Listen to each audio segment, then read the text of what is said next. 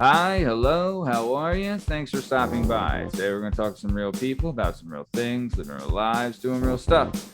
This is the Working Perspectives Podcast. I'm Matt Lavelle, accompanied by the party man himself, Justin Richardson, and our guest today is the one and only Mike Padilla. J-Dub, how you doing, my man? Good, how you doing? What's up? Hey, man, doing good. Excited for today, man. It's going to be a good one. Me too, yo.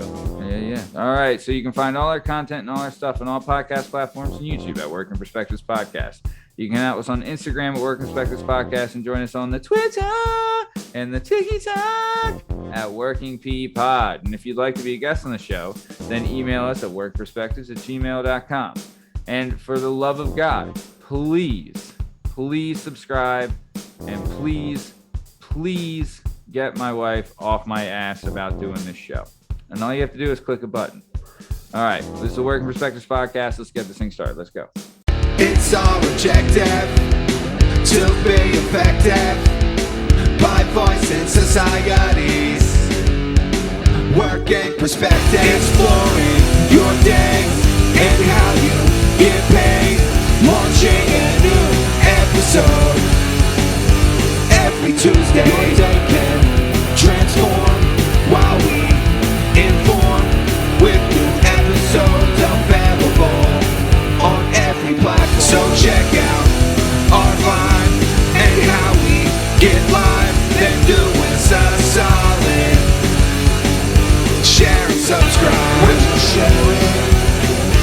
We're just sharing. We're just sharing. Working perspectives.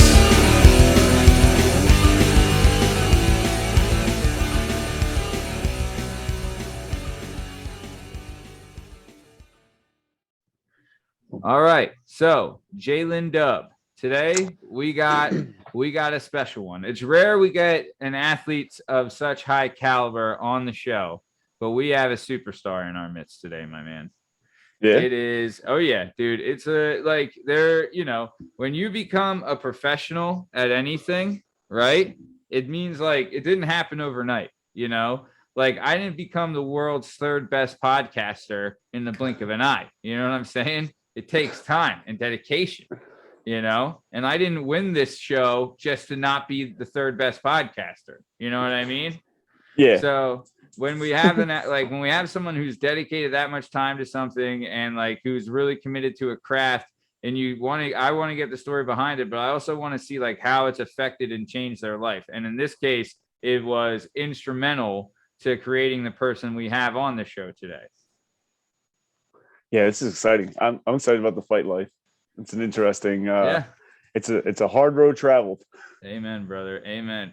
Mike would sometimes we'll get into it on the show, but I'm guilty of it myself. But there's times in the fight life is hard enough as it is, but there's times when it's even harder when you show up to a weigh-in and you're overweight. It is dude, I'll tell you, there is nothing fucking worse than thinking you're on, like dead on, and you come in and it's like a pound or a half a pound. And you're like, you haven't eaten in days. You're fucking like dead tired. You probably worked the day before. Oh. Yeah, that'll just rip the hair off your balls if you had any. You know what I'm saying? Your scales off like at home, like or you're walking in heavy, and you have to you can't just not show up because you're heavy. A lot of the time, so you could say that the scale's heavy at home, but you're fucking lying. You're lying to yourself and you're lying to everybody else. You're over. Like, don't get it twisted. There is time, like our coach, Rich Lotta, he would always tell you, try to be like a half pound under because scales are different. They are. Yeah. Right. But it's rare. It's a 2 pound swing. You know what I mean? Right. Like if the scale's off by 2 pounds and everyone's like, well, what the fuck is this? You know what I mean? So it's, But no, Mike's a real good dude. And I'll tell you this, when you're like in the trenches, and when I started at Hensler Gray Speed Academy 14 years ago, and Mike had already been there for a long time, right? So Mike had been there for a couple of years before I even got there. So when I started there, I would help him out with his fight camps, and like it was like a team fight camp, and me and Big Pete would jump in on him and stuff. And Mike was there. I told this story on the show before. but Mike was there, and I think he might have been the next one up, where I was sparring with this guy, right? And he's a prison guard at Graterford, right? His name was Joe, and he was like 6'3", like a solid 250, like 250, 260, and he was training for a heavyweight fight. And this guy was like pretty freaking jacked, right? Pretty good.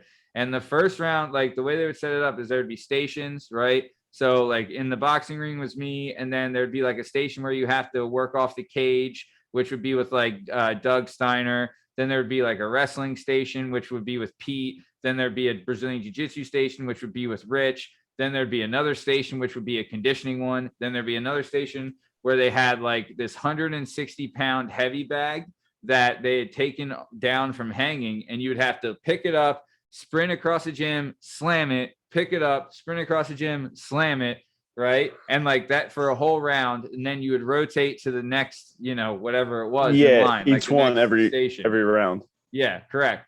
So I was the one where I was boxing. So like you would do you would come in, I'd stayed in the ring, and they rotated in with me. So like the first round going through, I had sparred with this Joe guy, and I remember I cleaned him with a hook, like a left hook, right?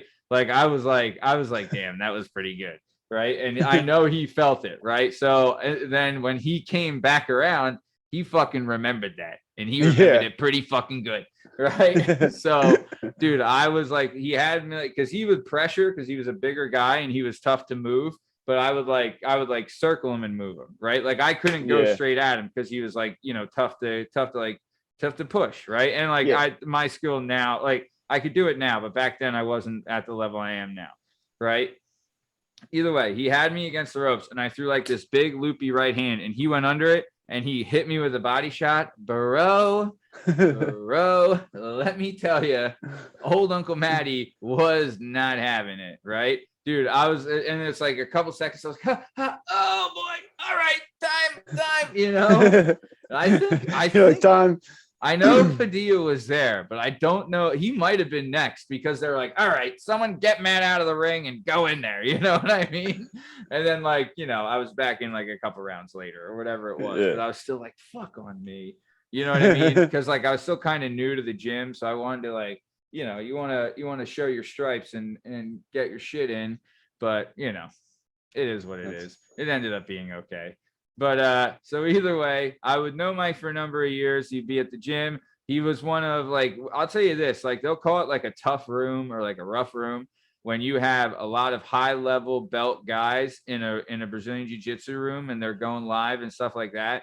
Mike was always one of the better ones there, right? If not the best one. He would end up being a full-time instructor at the gym, right? He'd get his black belt. He'd move up the ranks. And like, I'll tell you this, it is not an easy feat to get a black belt. It's like, and they make it not easy because like it takes like years, bro, years of like going 3 times a week, consistently going, consistently improving, consistently like leaving with black eyes. And like, dude, like you're stretched till fucking, till whatever, you know what I mean? Like they beat you to hell. And they do it like intentionally, because they're not just handing them out. Correct. It has to hold water, right? Like the belt has to mean something, right? So Mike would end up getting his black belt in, and then saw like the potential because he would do privates and he would run kids classes and he would do different things where like he saw the potential of like, I could grow this and like, I could build a clientele. And he eventually ended up opening up his own space. And then we'll have a link for the website and an address of Mike's gym where you can go see it in the link of this episode. So I highly recommend you check it out, especially if you're interested in getting in Brazilian Jiu-Jitsu, which, dude, so I remember here's the thing, right? And we've talked about it on this show. And I remember when we had Amber on the show, Amber Lotta, Rich Lotta's daughter, we had talked about the possibility, like, because karate, right? If people, especially in like the fighting world, karate isn't ultra respected. You know what I mean? No, like, it's not really. Dude, yeah, like there's not too many Tiger Schulman's guys winning UFC champions. You know what I mean?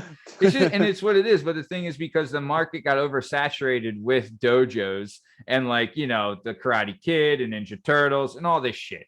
right? So it's like, you know, people like they thought karate was good, but, you know, then wrestling is like, you know, come on, karate, get your shit together, right? But as far as the more Brazilian jiu-jitsu gyms popping up now, I don't think that's the same thing will happen, because Brazilian jiu-jitsu, there's no like you like in karate, there'll be times where they just practice the moves, and that's fine. You have to have your discipline, you have to practice your forms and things like that. But in Brazilian jiu-jitsu, you're always getting dirty. Like you're always in competition, and you're always going to have submission grappling, and like you're always going to get into it. There's, you know, like there's a day like karate, they're not sparring and kicking each other. You know, they don't roll. They don't try and choke each other out in karate. Correct. That doesn't happen. There was kids. Yeah, I took no classes as a kid, and the kids who took karate would get in a stance, and you would just slap them across the face. Dude, if you, I mean, I'm in the strong belief, and I think Mike will agree with me, is that wrestling transcends everything. I think wrestling is number one, right? Yeah. So if I ever saw a karate kid, you know, I'm like, come on, motherfucker. Yeah, but if you see a kid with those weird, ugly ears, like the ears, Mike will show you exactly what those ears look like. Stay away from those ears. My brother was a wrestler. I never wrestled, but he would come home and just be like, "This is what I learned today," and it was a nightmare. I remember I wrestled with your brother for a short time. It wasn't fun at all. No, his favorite wrestler was Dan Severn at the time. And Dan Severn was like a UFC champ, known for like, he was like a badass wrestler, tough guy. But yeah, so either way, Brazilian Jiu-Jitsu has changed the form of combat so much that I feel like it is, you know, it made wrestling cool, right? Because it added, you know, that aspect to the UFC and to the fight game, and made it like something to be respected and revered. And like when we were coming up, if you wrestled, you could go to college, you could go to the Olympics, but there really wasn't a, like, not WWE, but like you really couldn't get a pay for it, right? Whereas exactly, where now if you wrestle as a kid, well then you're going, like your end goal could be going to the UFC one day, right? And wrestling and jiu-jitsu would play a big part in that, you know? So yeah, but and I do want to say this, right? I know I joke about my wife giving me shit for doing the show, which she fucking does, and it's fucking endless. But I do want to say this, right? Okay, so the more we do the show, the more we learn, but I think this is something that everybody knows, is that there's something called an algorithm, right? Algorithm, right? And it consists of subscriptions, but also likes. So I know we do well with like numbers and views and things like that. And we're past 12,000 views across all platforms. And it's really a lot, but I know, and we ask a lot to hit the subscribe button, but if you could also hit the like button, it would just help the algorithm and help the episodes get out to more people. Done. I'm done asking. We'll keep it going. So that being said, when we, you know, I've said it before and I'll say it again, is that I'm like super excited when I hear people listening, like they tell me they listen to the show and they like the show. And I really judge the caliber of the show by the people that listen and like the show and tell me that they're fans of it. So when I was talking to Mike about it and he agreed that he would come on, I was super happy that he did. And I'm super happy to see all his success and so proud of him, man. Cause you know, when you take a chance on yourself, man, it takes a lot. You feel like you have to get over a lot of stuff. And there's a lot of work, and, you know, it takes a lot of courage to go down that road and bet on yourself. And I think that's the story of his life. And I'm excited to get into it, and I'm excited to have him here. And I can't thank him enough for coming on. But Mike, before we get started, I would just like to ask, have you seen the movie Bohemian Rhapsody? And if yes, what'd you think of that piece of shit movie? Negative. You've not seen it? Never seen it. Don't. That's not something I would see. I would watch. Yeah. And you know what? And you shouldn't. All right. Yeah. So, is it not a musical? I mean, no. it's not. No, they like, there is singing in it, but it's not like, you know how musicals, they sing like every word. But he's the kind of guy. If it's not a war movie, they're all musicals to you. No, I'm a superhero movie. What's that? A musical? I'm all about the superheroes. Dude, musical, negative.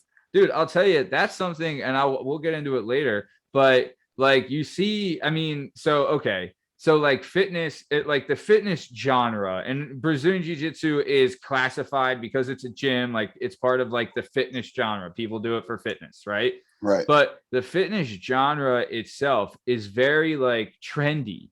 You know what I mean? And that has a lot to do with pop culture, right? And I've had people come up to me that'll watch a superhero movie or watch like, you know, some like a fighting movie or whatever, and they'll see like, you know, like there's people in those movies doing arm bars and triangle chokes and you know, umapatas and like all of that. And they're like, you know, so it just shows like the growth of the popularity of Brazilian Jiu-Jitsu and things like that, you know. And like honestly, I get a lot of leads off of Joe Rogan.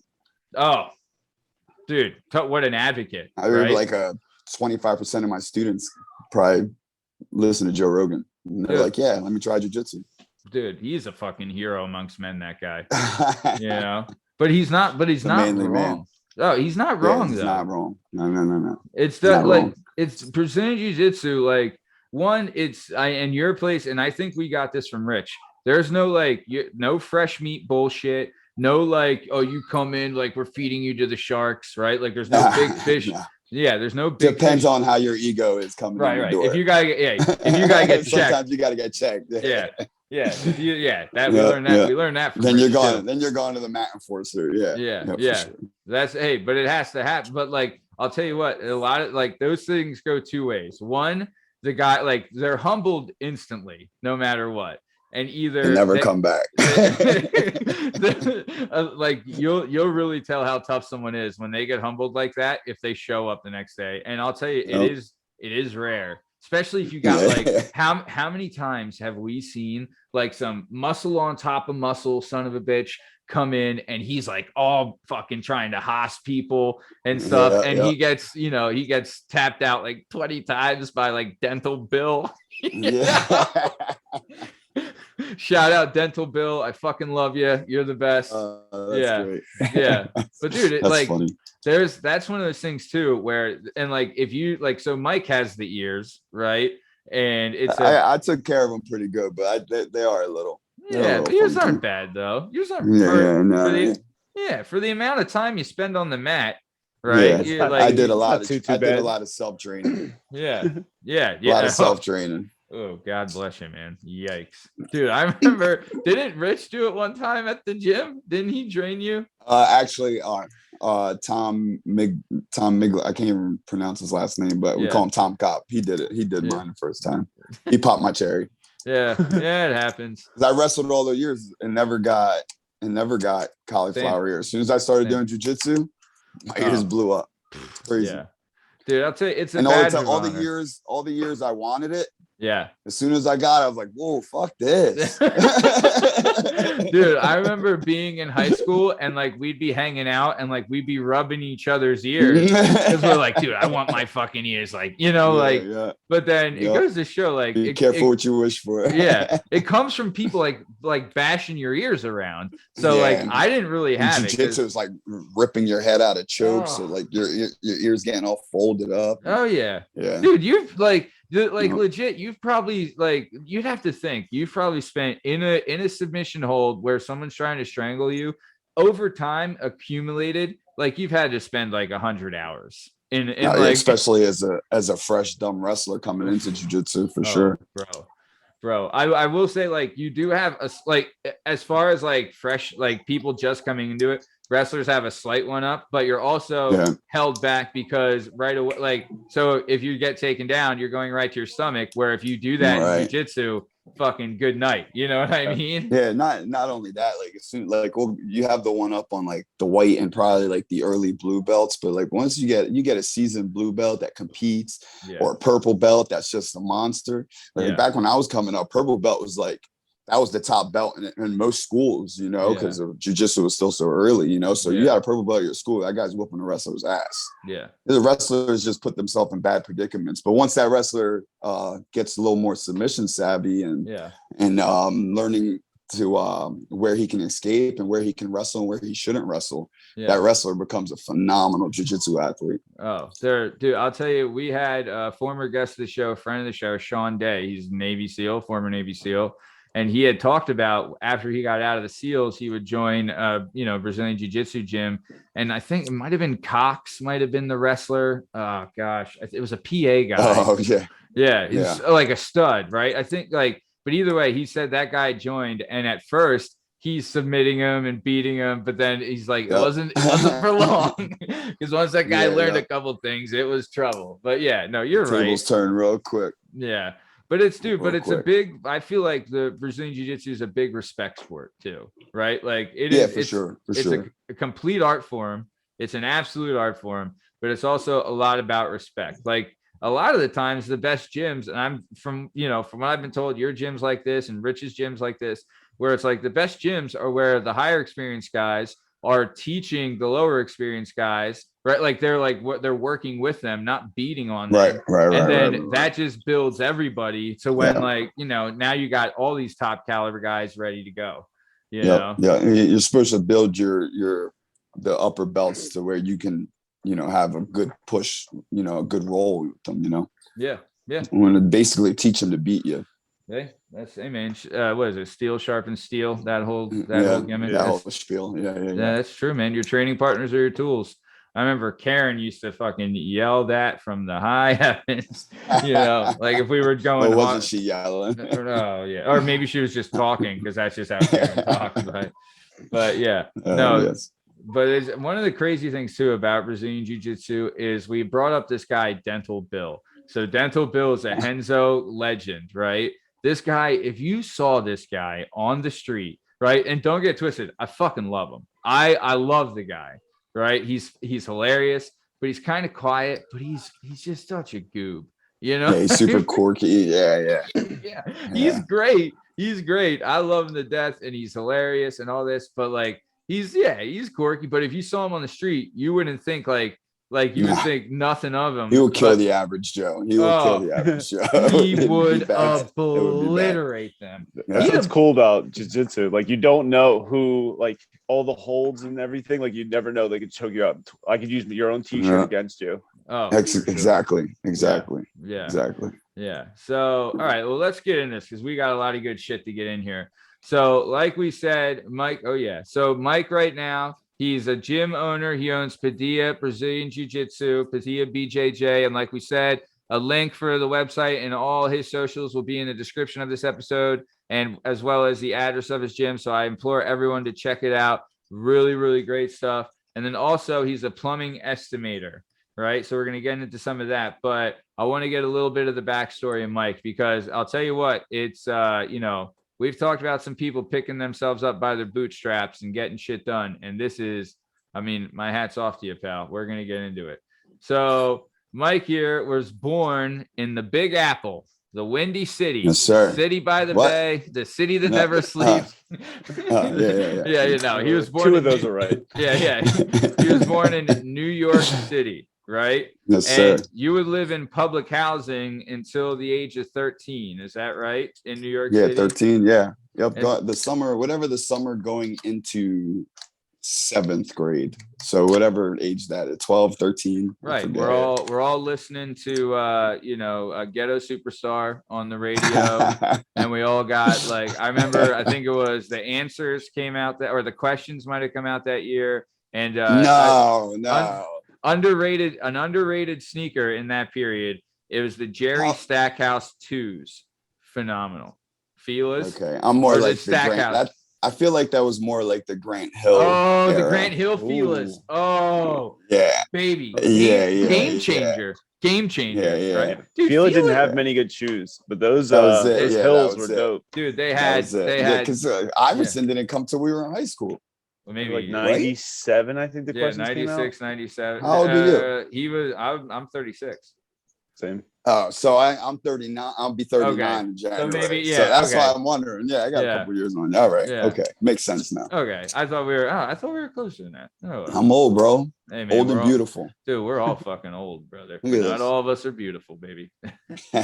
but no, dude, I'll tell you. So speaking of Feelers, they had Stephon Marbury's, right? They had Grant Hills and they had Jerry Stackhouses. If you look up the Jerry Stackhouse Feelers, I had them in 3 different colors and they were fucking flyer than fly. Big fan. But yeah, so Yes, sir. yeah, big so shout out Felas, want to sponsor the show, let me know. But either way, so Mike would grow up so if you live somewhere till you're 13, right? Like if you're like 6 when you move, like when I moved here from California, I was 6 turning 7 or 7 turning 8, but whatever. Like I had some friends, but I didn't have like my crew. If you're 13, you have your crew, right? Like, oh yeah, for sure. You have all your boys. You have like, dude, like you're doing your thing. Like you have your whole life planned out. And from what you were telling me, in New York City, basketball is king, right? Like, yeah, that's all we set up hoops in the hallway, and we were running like full courts in the hallway with like mini balls. Like that's all we did was play basketball. At least like the build, it kept us busy, Yeah. Kept you a little bit out of trouble. A little bit out of trouble. Yeah. Dude, basketball. Honestly, I didn't get in much trouble in New York at that young of age, because I was so busy playing basketball when we were playing in the winter. Yeah. We didn't care, Yeah. Shovel off the court. And we started at an early age because like I remember I was like 5 years old, walking to kindergarten by myself in the projects. And the school I went to, like the school sat right behind the projects I lived in. The projects I lived in were like 20 or 30 buildings that were like 20 feet high, and oh geez. And the environment was a little rough, but for some reason back then kids were safe to walk the streets at 5 years old. But I had my key around my neck and everything to get in the building in my apartment. And so you meet friends early, like not just in school, but like going out.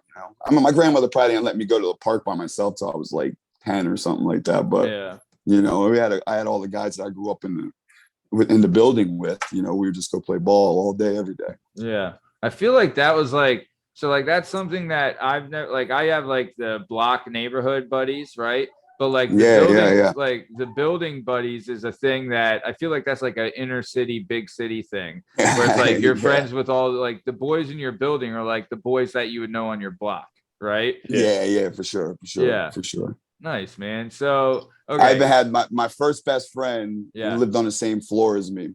Nice. I lived with my grandmother because like through elementary school, because my father and mother, they had like problem with drugs, so like they couldn't really do anything with me. They couldn't support me or anything. Yeah. So my grandmother and my aunt took charge, and so my friend, anytime I would get bullied, my grandmother would put me in a hallway to spar my friend to fight, and I didn't want to fight at all. My buddy would just beat the shit out of me for like 20 minutes. So I said, "All right, stop." Yeah, it's a different breed out there. Yeah. So, dude, I'll tell you what, that's just good fucking parenting, right? Like, dude, like I remember, like we would box all the time when I was a kid. Like my dad boxed, so like he would like kind of supervise us, but he'd really just be like, put these on. He'd put like a little Vaseline on us so we didn't get cut, and he just like let us. My grandmother didn't have no Vaseline. Oh, dude. But like I think kids need that. Like you need to get punched in the face. Oh, I was terrified to fight. I was terrified. I was getting chased left and right. Yeah. But she would just make me just stare that back down, and dude, dude, I'll tell you, that's what molds you. You got to be able to Yeah. She's a no nonsense lady. She's 79 right now and still works a full-time job. She's like 4'3". She don't put up with nothing. She don't pull nuts. Smokes like 2 packs of cigarettes a day. Yeah. I was like, listen, don't stop working and don't stop smoking, because that'll be the day. Oh yeah. Dude, what a your body's gonna be like, what? Yeah. What's her name? Is it like it's like Nilda. Nilda Cartagena. Do you call her like Nona or I just call her grandma. Yeah, I just call her grandma. Yeah. Nice, man. That's awesome. Hey, shout out grandma. What a badass. Was your grandma born here or did she immigrate? Nah, she was born in Puerto Rico, and she probably moved here around, I don't know, her 20s or something like that. What a fucking badass. She's fucking smoking heaters and smoking cigs, going to work, making little kids have like little kid cockfights in the middle of the hallway. What a badass, right? So like, true. Just like the chickens used to do it. Yeah. She's like, I'm not raising no pussy. That's what she used to say to me. I'm not raising no fucking pussy.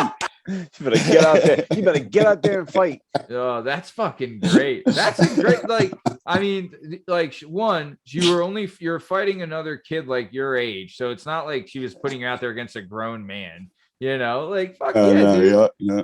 Dude, that's great. Good for her. That's great parenting as far as I'm concerned. It's funny. Yeah. Plus you're a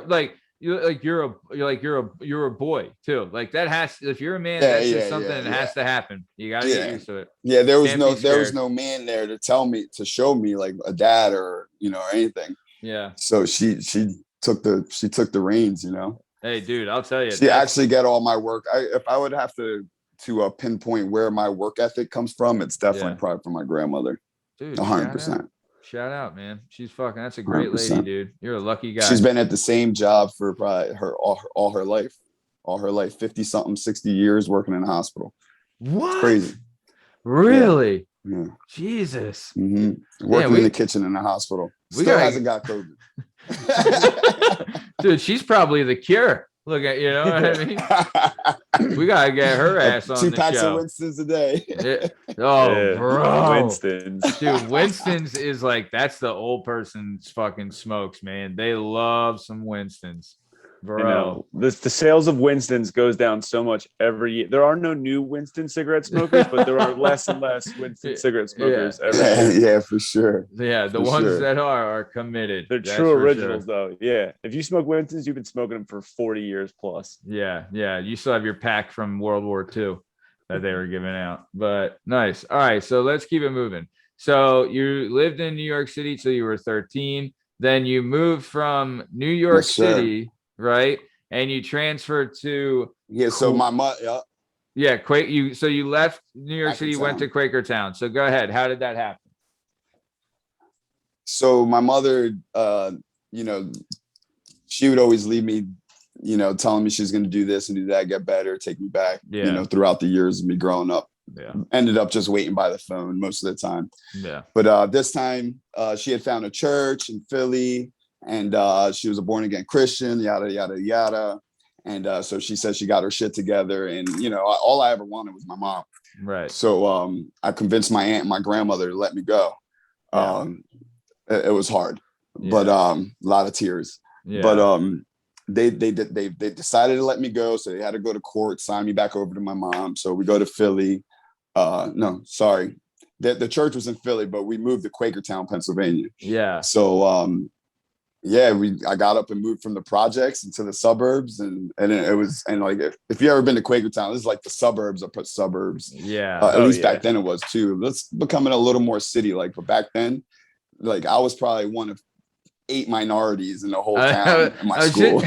I was just gonna say, Quakertown is known. I mean, it's known for a lot of things, but. Yeah, you were definitely one of the few, I would say there. But I mean, nothing against Quakertown. It's just it's not a lie. That's the truth. It's just how it was, right? Yeah. We all know it. Yeah, yeah. I've been to the Q Mart. It's not very diverse. Yeah. If you're ever feeling sad about yourself, you just gotta go to the Q Mart. You know what? Life's not so bad. Yeah, that'll fucking cheer you up real quick. That's a whole nother world. Yeah. So, Yes, sir. So, what was it like? Like, did you like? I feel like when you're in New York, you interact with so many people that you kind of build like a way to talk to people. Did you have trouble like making friends when you came down here, or was there any issues, or what was going on? So I should have said, I did have a visitor to Quakertown before deciding that I wanted to move to Quakertown. I spent the previous summer down in Quakertown. So there was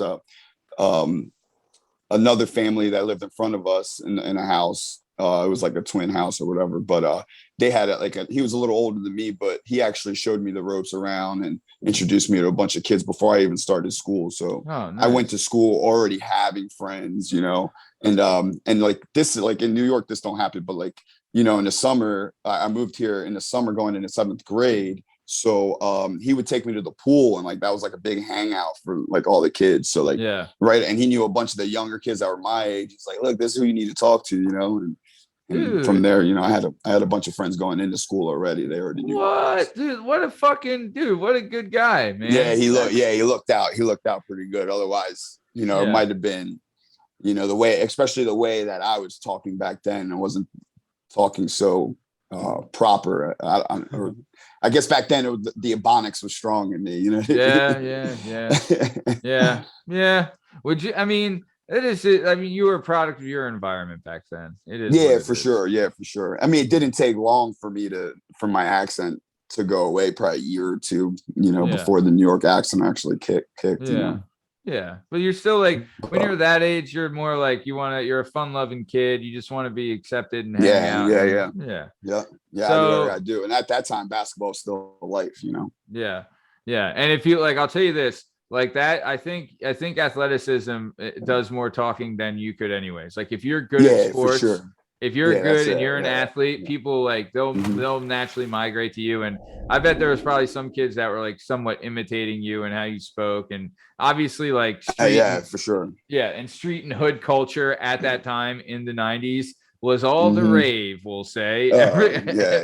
Everyone wanted to be Biggie and Tupac. Yeah. Even here, and I would run into a couple of kids that were like that. I'm like, you guys have no clue. You have no clue. It's like, if you went to the projects I grew up and talked like that, looking like the way you were. That's not. It wouldn't be a good day. What like I was there like so. Like I'm like, you know, and this is I guess what Wiggers, is that what we used to call? Yeah, Wiggers. Yeah. Like I wasn't. I mean, to be fair, I wasn't a fan of them either. You know, I think Justin would agree. I mean, there was some kids who took it so far, like white kids, and like they grew up in a. You'd have white kids in school in a FUBU jersey, and like, bro, they grew up in a 30,000 square foot house. Yeah. Mom makes $400,000 a year. Yeah. No, he showed up in like, you know, like a fucking Range Rover comes out in FUBU. Yeah. You know, that was just the time though. You know what I mean? Yes, but so okay. But when you were in New York, did you like, were there any white kids in your building that you would hang out with, or was it predominantly?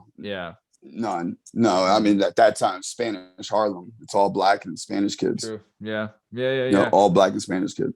Nice. Well, I mean, dude, I'll tell you, it's crazy to think like. Yeah, I can't recall any white kids in my class actually, like at all. Yeah. I mean. Dude, but you know, I feel like, and then go to Quakertown, it's all white kids. It's white. It's not only white kids; it's white kids who hunt. It's white kids who dip. Yeah. They skate. They skateboard. They had kids smoking cigarettes out in Cancer Corner, like seventh grade. I'm like, holy moly! I had one buddy who was from like the hood of Philly, and the one time I brought up a hacky sack, and he was like, "The fuck is a hacky sack?" I was like, "We stay in a circle. You kick this little bag to each other." He's like, "Y'all have a fucking basketball? What's wrong with you?" That's same. Like, there's other things. I had a similar experience. I sucked at hacky sacks. I got so upset when I just explaining him what it was. He was like, "What?" Yeah. You're like, why are all these kids wearing Airwalks and Jenko jeans? What the hell is this? But sir. Hey man, it's just, you know, I feel like it's just the environment. It is what it is. Yeah. So small little town. Yeah. When you came here though, like you were still basketball for life. Yeah, for sure. But like I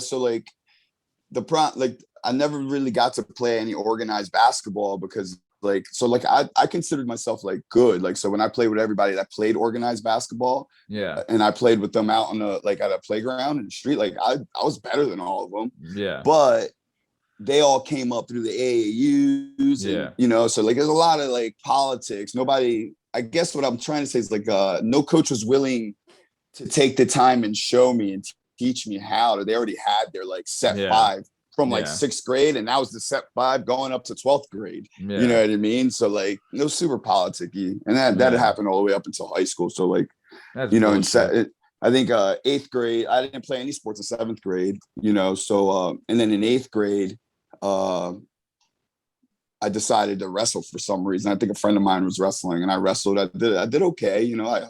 I didn't know what I was doing, but like they showed me a couple moves. I did all right. Yeah, you're athletic. But, and then that was it. Yeah.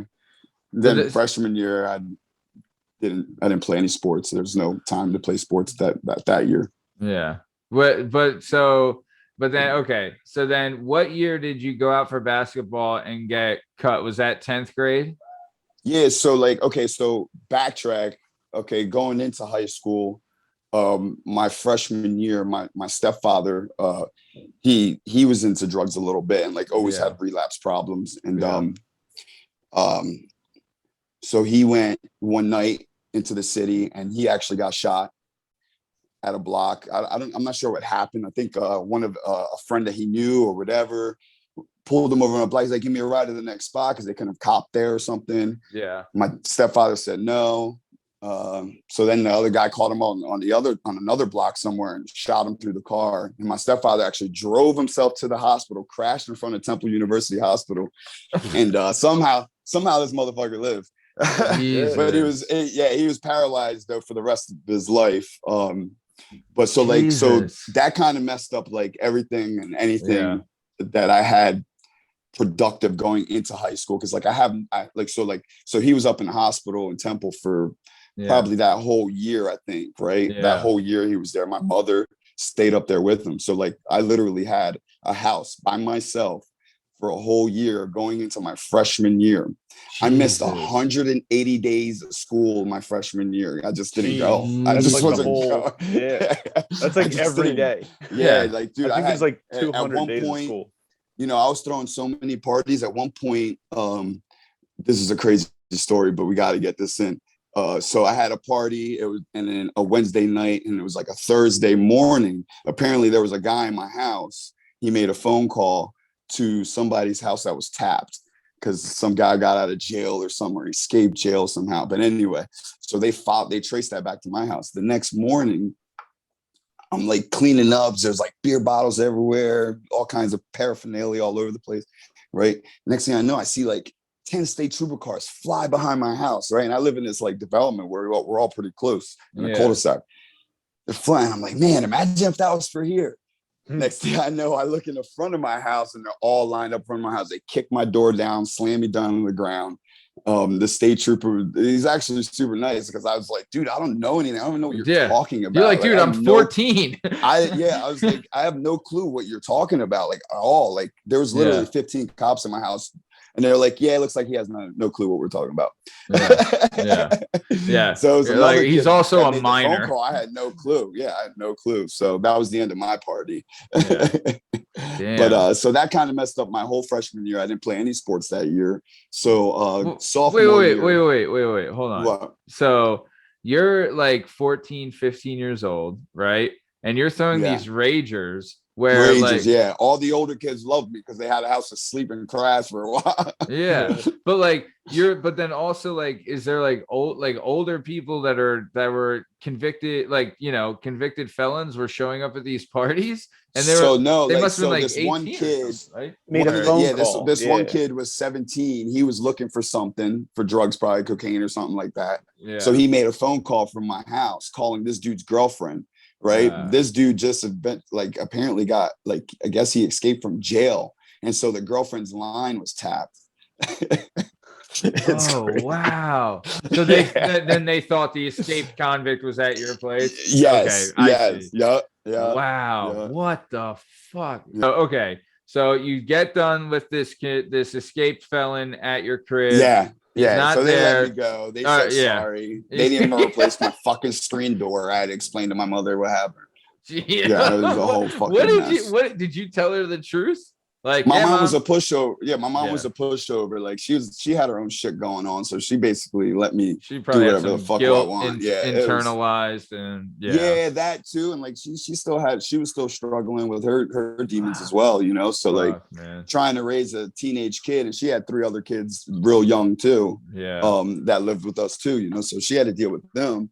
And I wasn't no fucking help. I mean, I babysitted what I did, but like, honestly, I had so much freedom. It hung me, you know what I mean? Yeah. Hung yourself with your own rope. Yeah.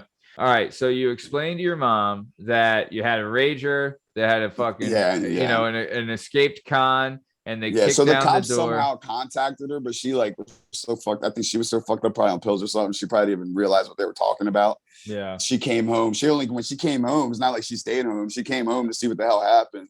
Yeah. I explained to her. She's like, "What the fuck?" And then she left again.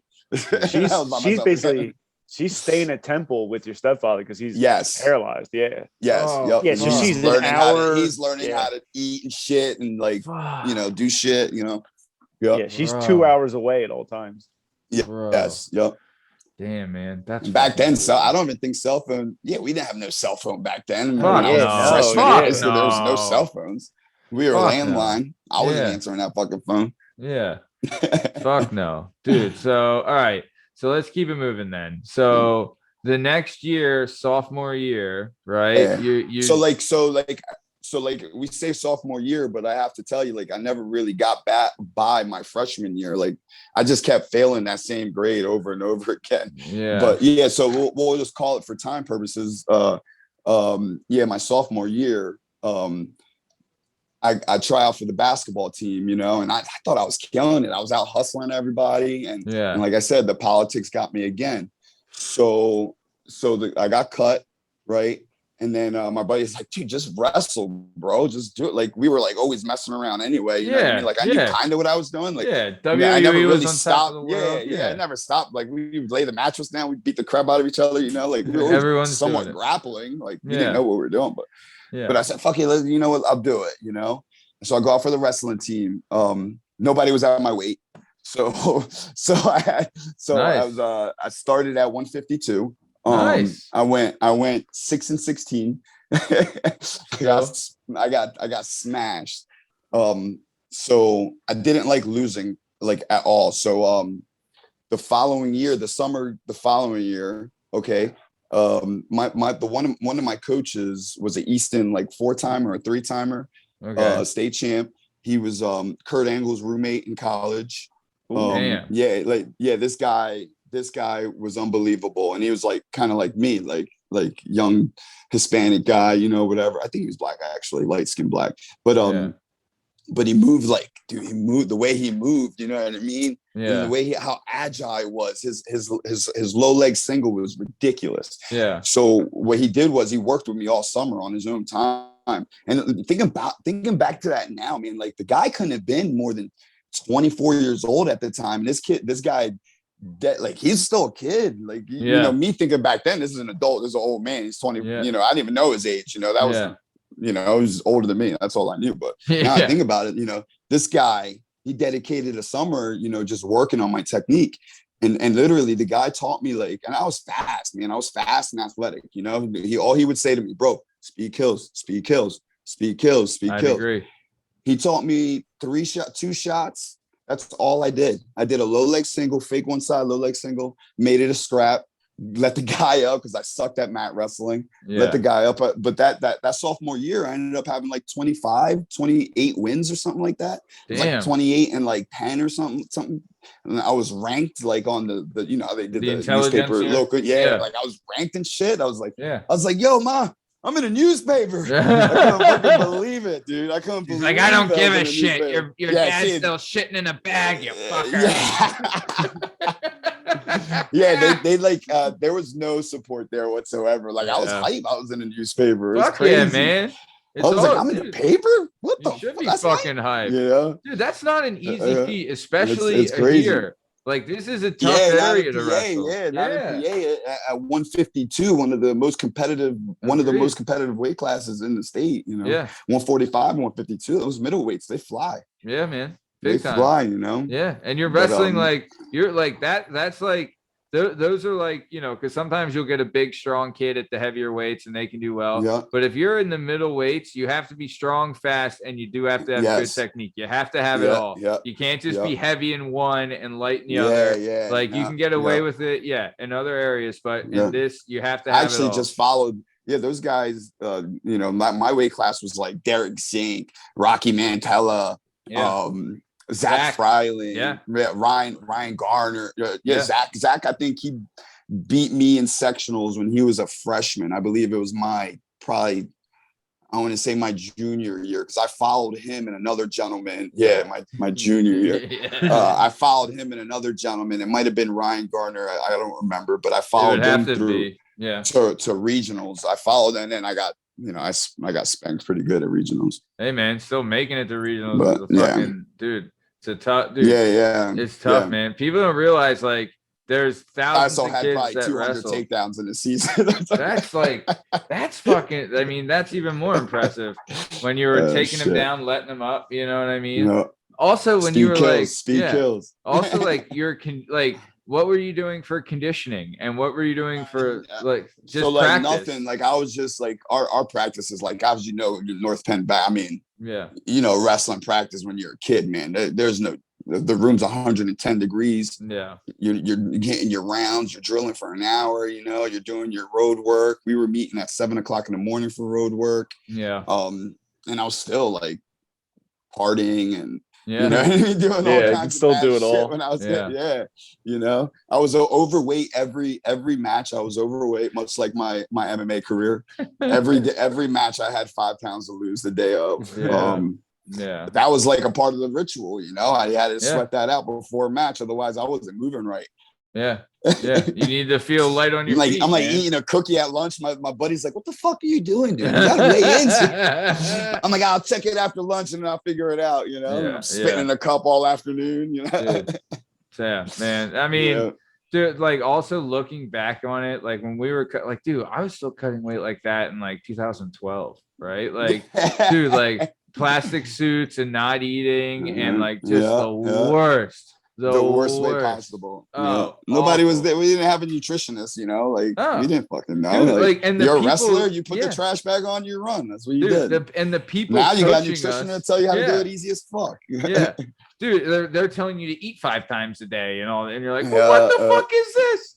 But dude, your parents don't give a fuck. They're gonna feed you whatever, Dude, plus too, like the people that were in charge of us at the time are telling us throw the fucking plastics on, go for a run, don't especially my one coach that told me speed kills, it's a clarion freaking he was a monster on the mats, he was losing all that weight too the wrong way, just like it was like the history of the sport just passed down. So all right, so let's keep it going. So honestly, I'll tell you, and I think we said this in our pre-show, is that coach cutting you from the basketball team probably did you the biggest favor in your whole life, right? Even though it was a fucking political bullshit move or whatever, him cutting you, like that saved your life in a sense. And he actually said that.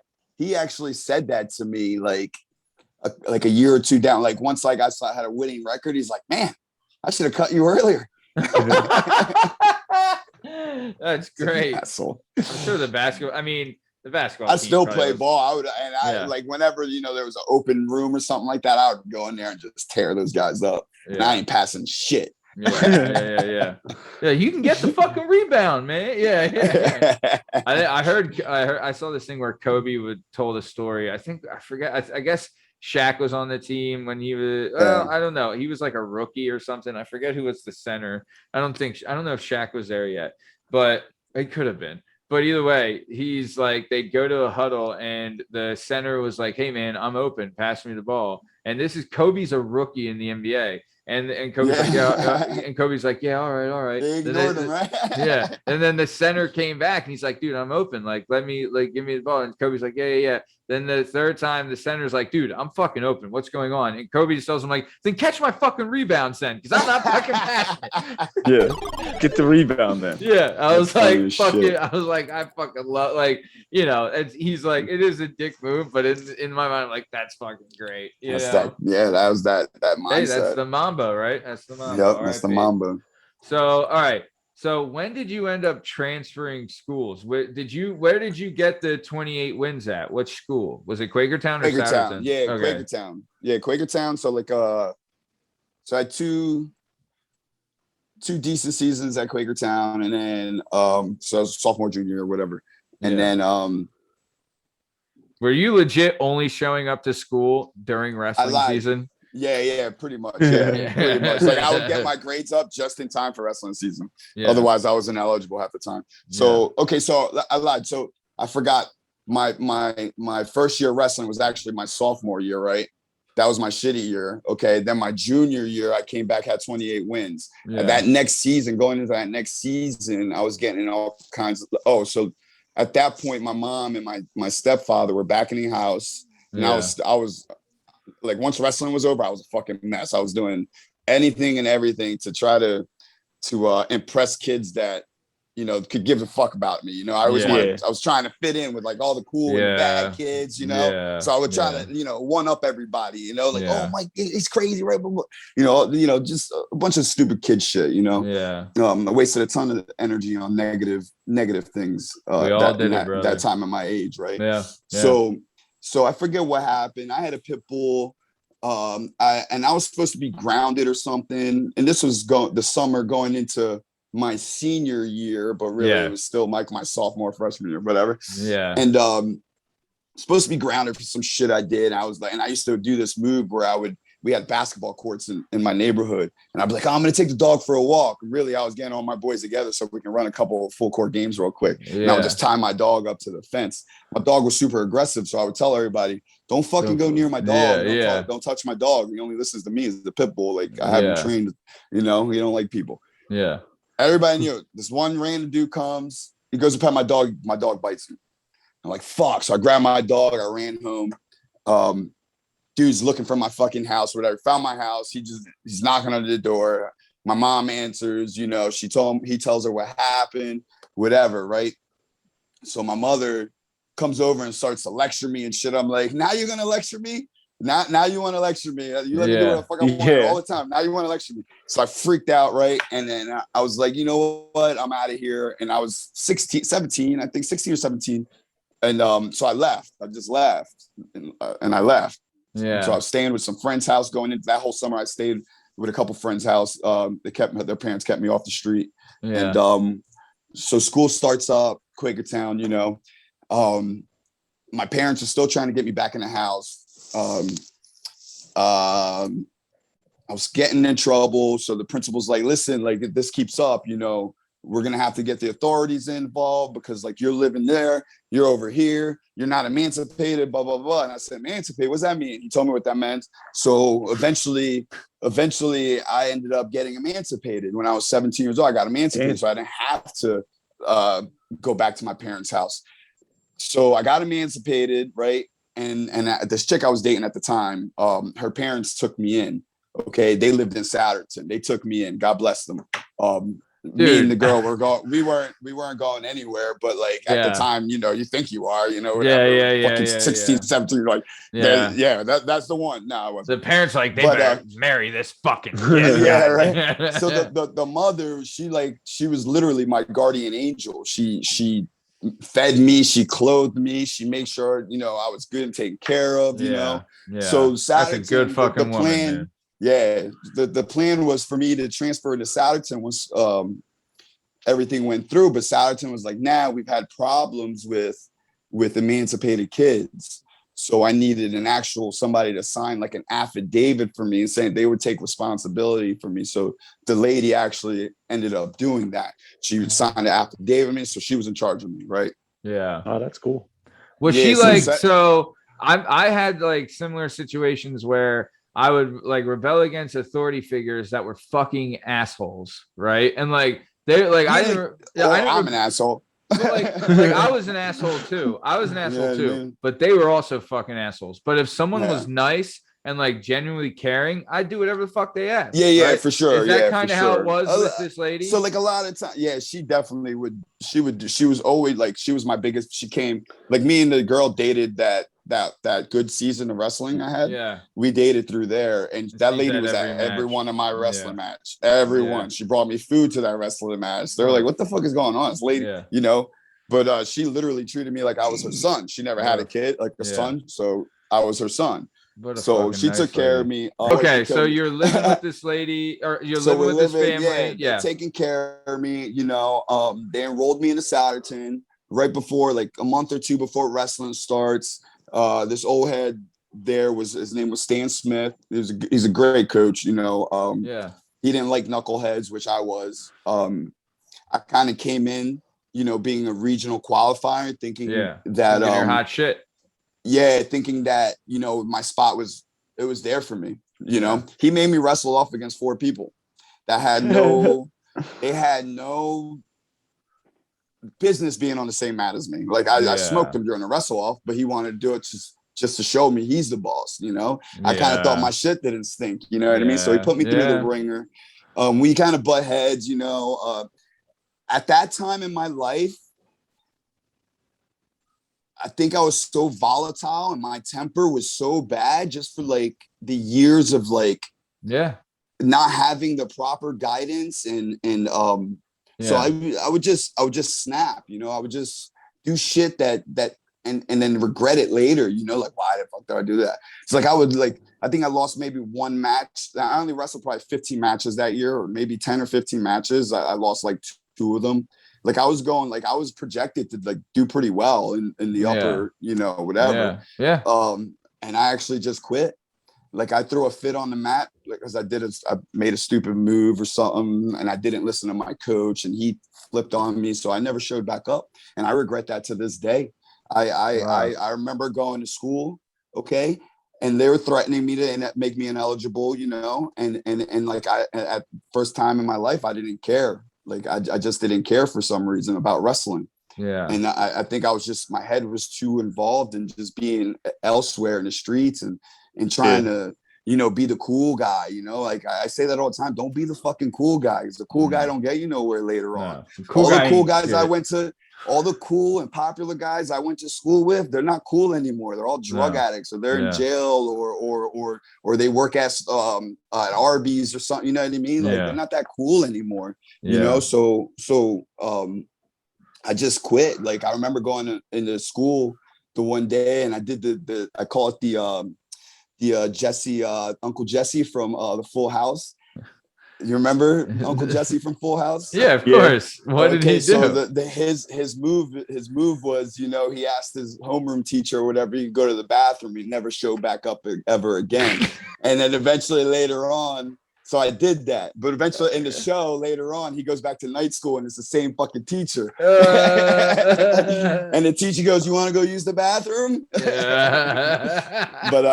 But so I did the Uncle Jesse. I left. I never went back, man. I dropped out right then and there. I think I had just turned 18 and I was able to sign myself out. And honestly, like how much shit I was getting into, like the guidance counselors and shit, they were kind of pushing me out the door. They're like, "Listen, you're so behind, like when you get," and honestly, by then, like I was probably 17, I just turned 18. They're like, by the time you graduate, you're going to be like 22 years old. And I'm like, they're saying this to you. Yeah. So they had no interest. They wanted to see you at McDonald's and Arby's. Fuck them. For sure. Fuck them, man. That's some fucking bullshit. So then, I left. I got a little landscaping job, landscaped at this company for a little bit. That didn't work out. Or his company didn't work out, actually. Yeah. A bunch of my friends worked at this car wash, man, that we would just party at. Like the owners were never there. We were just hanging out, bro. And so I was like, "Can I get a job?" I got the job at the car wash. It was a car wash gas station.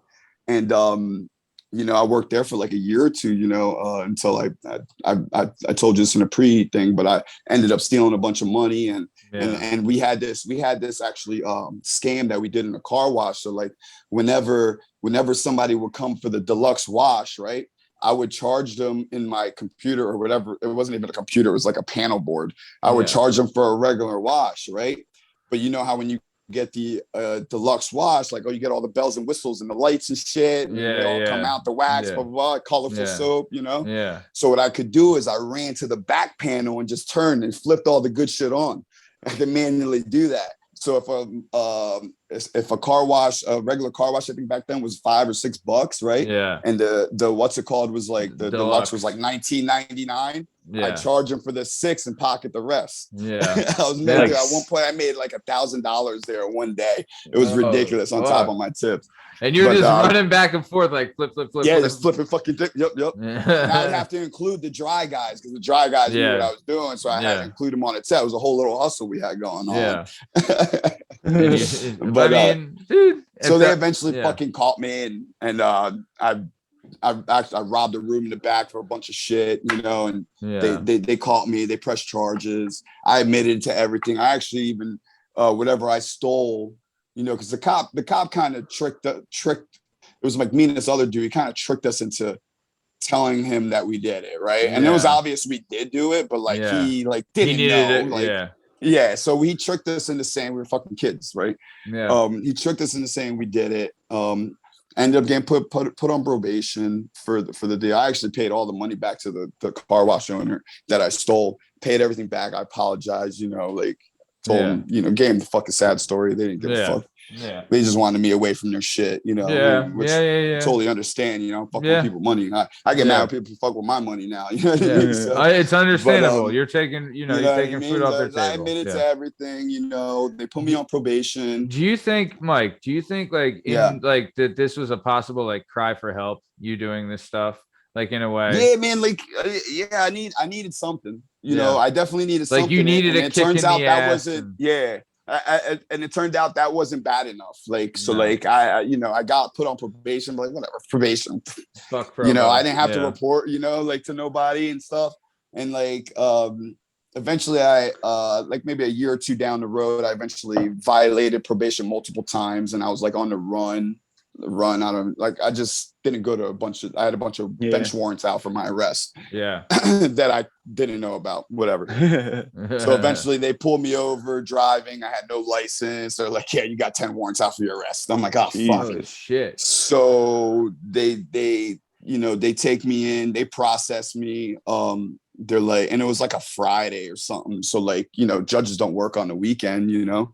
So I had to sit. And I remember it was like winter time. Like they put me in isolation because like when you get put into a county prison, you know, you have to be in isolation for certain to make sure you don't have like a sickness or something, you know, whatever. So I was in isolation for 24 hours. I remember I had the worst chapped lip ever. Like every time I spoke, I was just pouring blood out of my mouth. It was so cold in the winter at that time. But, you know, I had no chapstick. I had to wait till like 3 days later to somebody put money on my commissary so I can get some fucking chapstick. Imagine my lips out by then, dude. So I look like a crackhead. That's what I looked like. I was smoking crack. But so I did like 2 or 3 weeks in there until like as soon as the judge saw me, he read through what I was on for, how many years I've done. He's like, this is stupid. You're done. I'm like, I'm done. He's like, yeah, you're done. Like you're out of the system. I said, what? So God bless me there. Like, so like, and honestly, like, why did he end the probation? He just was like, this is fucking enough. So like I was supposed to already be off for probation for that first thing, right? Then I violated late in the probation, but I got caught with like a half a gram of weed. Okay. So I got put on probation again for that, extended my probation, right? Yeah. And that's eventually what, like, by then, that's really all I was on probation for was that half a gram of pot. So the judge read down and saw, wait, you're only, like, you violated but your original arrest was for a half a gram at a college 3 hours away from your house. This is stupid. And he fucking threw it away. Nice. He threw it away. That's what he fucking, that was like, good. That was like that was it there then, man. Like, so like, I got with this landscape company after that. You know, I worked there for like probably, you know, the plan was like, I'm going to work, you know, I'm going to get myself back in school. You know, I'm going to get my GED. I'm going to get myself back. I'm going to go back to wrestling. I need to fucking wrestle. That's what I need to do, you know? And I didn't do that. I got too complacent, still partying. And I worked at this company for 13 years, man. They actually made me a man. I became a man at that company. But in between there is when I eventually found to start training jiu-jitsu and started fighting MMA and stuff. All right. So you honestly, like, so you kind of get scared straight with the whole. Yeah. So I ain't going back there. No, fuck no, man. That's like that's, and like you're young too. Like you were fucking I was like was it listening to all the Bucks guys County say or? Hi to each other? Oh. No, actually, they shipped me up to where I violated. So it was like out Shippensburg. Oh, fuck, bro. So you're out in the middle of bumfuck nowhere. Yeah, but a lot of people from Hazleton were coming down. So it was like majority like black people and Spanish kids there. Yeah. And they all knew each other by first name. No shit. So like they're like, oh, system. you back? Oh, you back? Oh, you back? I'm like, holy fuck, this can't be me. Yeah. I cannot do this. Yeah. This cannot be me. Dude, you see when you're in those scenarios, you see some fucking people that you're like, there's some people that are just fucking either crazy or fucking stupid. Yeah. What was really crazy, like, because you got the center pod, right? Like outside of your dorm. Yeah. You got the center pod where we all watch TV, you play dominoes, whatever, right? Yeah. So we're all watching TV one night, and this kid, the mugshot of this dude comes up saying that he was under investigation for murder. Dude sitting right next to me. I got up, fucking walked away. Oh my God. Apparently they were both crackheads, right? And they were gay, I guess. Nothing against gay people. Whatever. But they were gay, and I guess like something happened. They went crazy, and the dude strangled his boyfriend or whatever to death.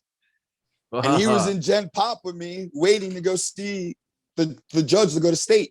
I was like, you put me in here with him? Jesus. Damn. That was it for me, bro. That was it for me. Dude, like you knew, like even like like even this, like did they cuff you? Like, did you have the ankles and everything in the waist, the whole gimmick in the wagon? To like go the transfer. In. They're like, we know this is ridiculous because I was super cooperative. I was like, you got me. You know what I mean? I'm here to do my shit, and let's do this. Go. Yeah. I knew I wasn't gonna get much. I knew I wasn't going to get much time. You know what I mean? Like, I knew it was going to be a stint for me, but I didn't realize how long it seemed to me while I was in there. Like, it honestly felt like I was in there for a year, and like literally it was like 2, maybe 3 weeks. Yeah. And I was like contemplating like my whole fucking life, bro. Yeah. Dude. My whole life. We had a former guest of the show, friend of the show, Eddie Rappo was on the show, and he got convicted of second-degree manslaughter. And he ended up doing several years. It was a total. Is he a Rappo brother? I don't wrestling. No, he's from Connecticut. It's not around here. But he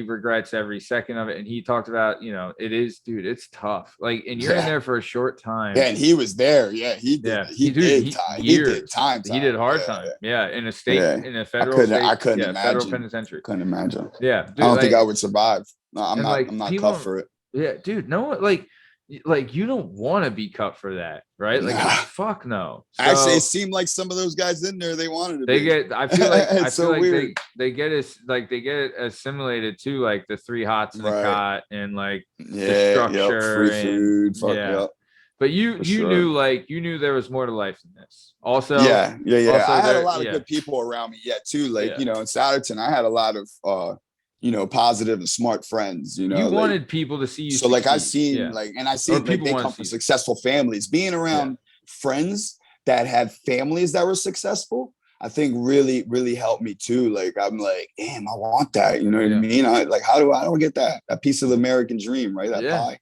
Yeah, is what they call it, the American pie. Dude, hell fuck yeah, the American dream, brother. Yeah, the American dream. I needed a piece of that. We all want it, man. And you fucking honestly, everyone deserves it. Everyone deserves to get a shot at that. And I firmly believe that. So, all right, so let's keep it going. So you're doing the so you fucked up. You do your bid, you get out, right?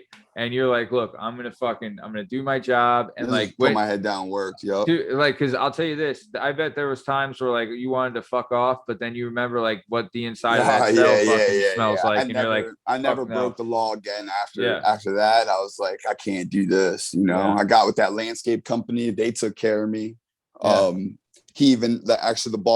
My boss at this landscape company, after I worked with him for a company, he actually fronted me all the money. I think I needed like $6,000 or $7,000 and to get my license back.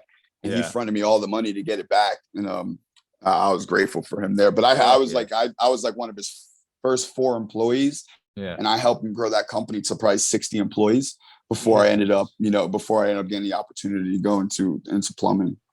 Nice. All right. Well, that just shows your work ethic and your dedication and your willingness to be like a better person too. You're I was still doing stupid shit and drinking and stuff like that. But like he knew he was dealing with a 21-year-old. Like I was 21 at the time, 22. Yeah. He had to deal with me. Like I didn't actually calm down until I turned 25, 26 era. That's when I walked into Hatfield Athletic Club and signed the paper to fucking do jiu-jitsu.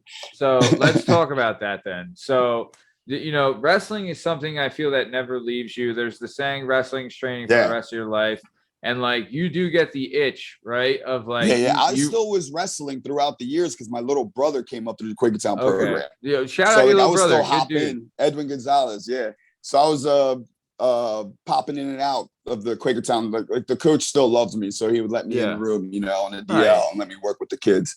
Nice. So and he would say, it's funny, this coach actually, the reason why I left landscaping because of this coach. We were cutting, we took care of the property at Quakertown. Okay. And he saw me cutting the fucking grass and he said, Mike, I told you this would happen. And he looked me dead in my eyes. This is Kurt Handel from Quakertown, the head coach of Quakertown. I remember this he looked at me and said, I told you this would happen if you keep doing what the fuck you were doing. Didn't I? And I literally, when he said this to me, I started crying. Yeah. I walked away. I had goosebumps and I said, something's got to change. Yeah. Something's got to change. I can't be landscaping for the rest of my fucking life making, I was making decent money, but I was working 80 hours a week. Yeah. Making $20 an hour. I was burned out. Yeah. I was burned out, and then, the opportunity came. I got a job with the Worth & Company plumbing company. Yeah. Became a mechanic there. Now I'm in the office, living the dream. So let's get into that. Let's get into some of your, so you were at, let's do the jiu-jitsu. We'll do some jiu-jitsu, then we'll get into the plumbing, and then we'll get into the gym now. So you go to Rich's, right? And like we had talked about, we alluded to earlier, when you go in there, even if you have some wrestling background, that might give you a little bit, but it don't give you a little way, but it don't give you a long way. It was a bad day for me, actually. I went in there, I kicked a couple of adults' asses, right? Yeah. But they were like newer people, and it was like an open mat I showed up for. Yeah. And then they're like, "Oh, yo, roll with this kid." This is a little corny little kid, little white kid, Avery? 17, maybe 16 years old. No, Avery was probably 12 at the time. Okay. But it was Sean Fisher. Okay. And this kid beat the piss out of me. I was 25. I think I might have been even 26. Yeah. This kid beat the piss out. He tapped me probably 10 times in a round. Wow. I said, this is for me. I said, I was like, sign me up. Yeah. I need to learn that shit. That shit's cool. Yeah. Because we were all UFC fans at that time. You know what I mean? We were UFC fans. I was like, let me learn this shit. Yeah. Let me learn it. But from then on. Like you saw, do you think and I see this a lot where it's like the challenge got you, right? Where you're not you can't take being humbled like that. Like you need to no, dude, I'm the same way. It's hard, I'm the same way. Yeah. Fuck yeah. Right. You need it. They say leave the ego at the door, but I think you need some ego. Agreed. I think you need a little ego to compete. You need some fucking dog. You need some fucking dog in you to want to do that. I agree. Yeah. And so you went in and you saw this kid did this to you. And so you're, and this as an instructor, and I, this is what I think is that eventually, you start in the classes and do all that stuff, and you learn and grow until eventually you're becoming the instructor. Then that's almost as harder because then you become what everyone strives to be. Right. Yeah. Right. Then you have to learn how to translate what you know. And that's probably one of the most difficult things, but actually the most rewarding things in jiu-jitsu is when you can actually show somebody something step by step, tell them why this happens, tell them when this is going to happen, tell them this guy's going to do this because I've done this a million times and they've done this almost every time, but you give them the why. Right. And then they take off and you watch them do it and you're like, shit, I did that. Yeah. Damn, I'm good. Dude, the teaching is very rewarding. Also, jiu-jitsu is forever evolving, right? It's crazy and it's getting crazier, man. These kids are getting crazy out here. They're doing all kinds of crazy shit. Imagine when we were wrestling as opposed to wrestling now. It's almost like it's a totally different sport where it's so much more high pace. These guys funk and the way they fight out of takedowns. I would have gave up a million takedowns by that time. Dude. The way these guys fight takedowns to the last second. Yeah. They're in full splits, fighting a takedown. I'm like, how the fuck? Yeah. Dude, just getting a takedown now is evolution is phenomenal. Yeah. That's why I still compete, to preach what I teach, and dude, you need some just competition. Just keep evolving. Yeah. It keeps you straight too. You know what I mean? You need a little, Dude, so you go to the gym, right? You're starting at the gym. How long were you at the gym before you're like, all right, I want to take a fight? Actually, so I did a tournament, a jiu-jitsu tournament, and I did well in it. I took second or third or something. Okay. And it was within the first 2 or 3 months, and then Rich right away was like, "You want to fight? Because like your wrestling is like what is going to win you your fights." And at that time, like striking, the amateur circuit favored the heavier grappler back then. You weren't allowed to strike on the ground. There was no head kicks. There's no knees to the face. There's no elbows. You just get punched. But if you're a good wrestler and learn to clinch, drag them to the mat, you win. It was very easy. Just wrestle fuck them the whole time. Yeah. So he had me fighting within the first 5 months of training jiu-jitsu and MMA. I kind of wish I didn't fight at all, and if I did fight, I kind of wish I waited till I was a high-level purple belt or brown belt. I wish I waited to then, because then I might have been. I wasn't. Well, not only that, at the time I wasn't as mature as I was until I was a purple or brown belt. Like in the fighting and jiu-jitsu world, and like in life, I wasn't mature at all. I was still partying. We'd be going to fights. I'm 6 pounds underweight. I got to weigh in 3 hours. I fucking kill it. I make the weight. I go eat a fucking cheesesteak on the boardwalk outside of the Tropicana, and then I go fight and shit the bed. I'll win rounds 1 and 2, shit the bed 3. dude, how many times has it been like? I completely agree with you, because dude, I remember packing I remember the one fight we had in Jersey. I ate a whole box of Crustables after weighing, and I think you said something like, "Dude, that's a fucking mistake." I was like, "Well, it's a mistake I'm making." Me telling you it's a mistake while I'm running fucking back and forth trying to lose 5 pounds. But which you would make, by the way. Yeah, I did. You did make it within an hour. Yeah. I mean, but we were luckily it was 105 that day. Yeah. Oh, dude, that was But no, but it's the thing is and I remember being like, dude, I'm just fucking lethargic. You had no snap. Yeah, you don't move. Yeah, you don't move. Yeah. I had snap because I probably had some kind of coffee or something the first round or two, and then all of a sudden, adrenaline dump. Big time, bro. Adrenaline dump. Then this fucking guy looks like a rock star. After I mauled him for 2 rounds. Yeah, I remember that. That's how it goes. You win and you learn, I guess. Yeah, it's all. But that was part of like you're saying, you needed maturity to do that. MMA is a different ball game. Yeah, you to get to the levels that you want to be. You do need to be mature and take it serious. You can't just show up and you can't be drinking while in camp and partying. And I was doing all that. Do that. And I think I was decent, even sociably smoking at that time when I drank. I might have been smoking a cigarette too, an asshole. Yeah, who knows? And I remember I would miss training sessions sometimes too. And then you had the hound dog on you. God, it would fuck. Oh, bro, if you didn't show up, fuck. I did it one time, and I'm like, Jesus, Karen, please, don't send anyone to my house. Sorry, I won't do it again. Do it again. And then it happened. Promise. So, all right. So eventually, I was just like, I can't fight no more. I'm not fighting no more. Same. There's a scenario for me that I had gotten scared straight with fighting and stuff. So when I was boxing with Harry, there was that's not even fun. I'm pretty sure I walked away with concussions after sparring with Harry. Oh, bro, the worst. But I remember I was cornering for him for a fight down at Greensburg, Salem, that he was he was one of the top on the card, and it was cool being there cornering. But then I saw the guys that were lifers in the boxing game, and dude, they're fucking gone. Can't even fucking talk, dude, right? Their legs are shot. They're fucking rumbling. They're done. And I saw that, and I was like, it's not for me. CTE, bro. Dude, and CTE ran all over it. Yeah, and we had already. I think you had this too, where there were times where I would see things start to happen. I would feel stuff with my head and stuff with my eyes and stuff. Oh especially back then when we started. We didn't wear any fucking headgear while we were sparring. No. Steve Cabot, what do you guys call him? Strong stem? Strong stem. Yeah. Okay. Yeah. So we started at the same time. You might have had a couple months on me before that, right? Yeah. as soon as we got ready for a fight, we were getting the ring on a Friday night, right?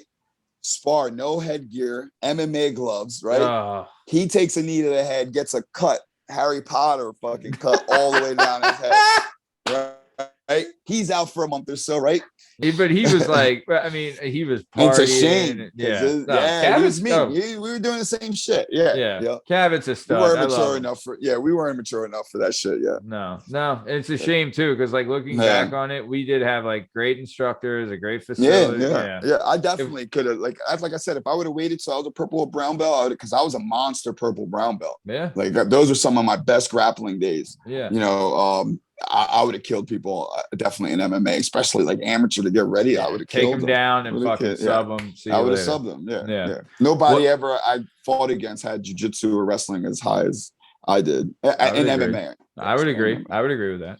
So, okay. So let's keep moving then. So you would, after like the MMA stuff was done, you would still compete very high level in jiu-jitsu. So let's talk. I made the most progress as soon as I stopped fighting MMA. Yeah, I made the most progress in jiu-jitsu right when I stopped. It was night and day. Because like, night and day. Well, the thing is, like, people don't realize this, right? When you're training for an MMA fight, you have to do your stand-up, which is kickboxing and boxing. You have to do your takedown game, which is wrestling, right? And some people do judo, but we would do wrestling. Then you have to do your ground game, which is Brazilian Jiu-Jitsu, and that's just all your technique work. And I didn't mention your conditioning. And if you don't enjoy it, you're half-assing it. Like I didn't enjoy the striking aspect. I just wanted to grapple. I should have took the signs from there. I should have just stopped while I was ahead, you know. And how fucking burned out we would get so fucking burned out, man. Well, our practice was probably a little more like should have been stretched out to like a 2-day practice than all that in one day, but whatever. Yeah, we didn't know. Like, who the fuck? Like, we want like, hey, hard work. That's all we did. We signed up for it, brother, and we showed up ready to go. So that's that's our own. But so for sure. So let's talk about this then. I want to get into the grappling league. So what is it? Yeah. What were you doing? How did you find out about it? Everything like that. Let me have it. So there's been multiple shows like coming up. There was actually this one show called PGL coming up. That was probably one of the first like pro, and like when I say pro, I lose that I use that term lightly because I still consider myself a hobbyist. I've always considered myself a hobbyist because I don't train jiu-jitsu full time, and it never paid any of my bills. Like, have I made money off of winning jiu-jitsu? Yes, but not in the right. It's like much like MMA and UFC, the way Dana White pays these guys. Like, we weren't making money, you know. So like when these shows started coming up, like we're like, let's do this, you know. But like the way jiu-jitsu is, it's very undergroundy, where like if you follow jiu-jitsu, it's almost like you follow this underground sport. So that's high profile jiu-jitsu guys that are like they're fucking megastars in the jiu-jitsu world, and that's where you were at. You know? So if there was like a listing, okay, I don't want to confuse the listeners, because like, mind you, like I trained and competed against some of the best guys in the world. Okay. Like I didn't always win, like, and I probably won more in the room than I did out there, but like, who knows what happened out in the like a live situation, like a real, a match or whatever. But like, I was still working, you know, early in my jiu-jitsu career, I was landscaping still. So like I was still working 60 or 70 hours weeks and going to get my training in and training maybe 3 to 4 days a week, and still coming up close to these guys that train full time. Like, but I still never considered myself a professional, you know, even though I was on a professional events for sure. But like, it all started with this one little promotion called the Professional Grappling League.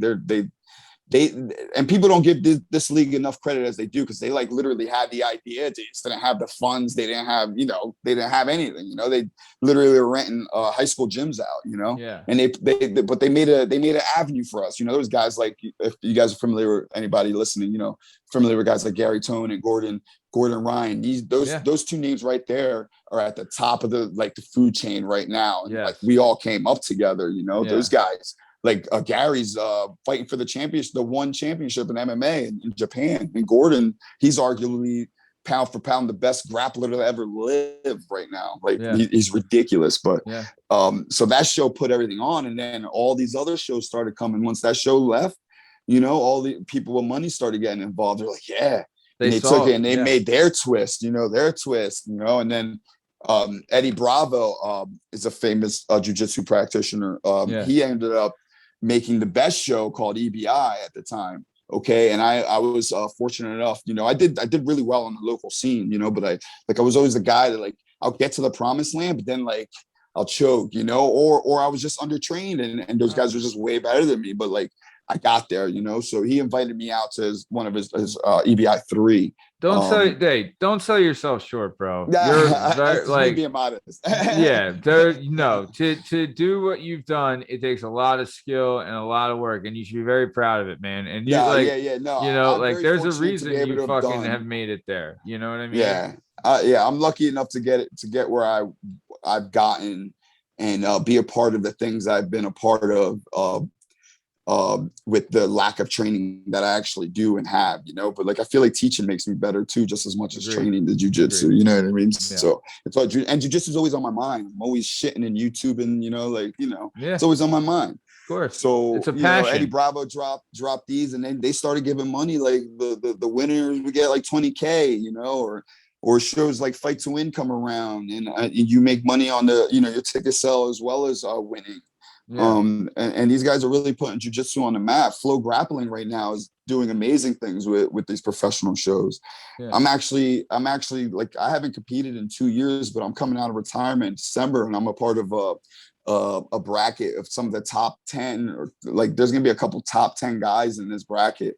I got no grand illusions of coming out and stopping the top guys in the fucking world. But if these guys, the fact that you're there, if these guys sleep on me, people know, if you sleep on me, you're gonna have a bad night. You're gonna have a bad night. And I'm coming, these guys, also, they fight. These guys are good. Man. They're young. They're good. But I'm hungry. I want to eat somebody.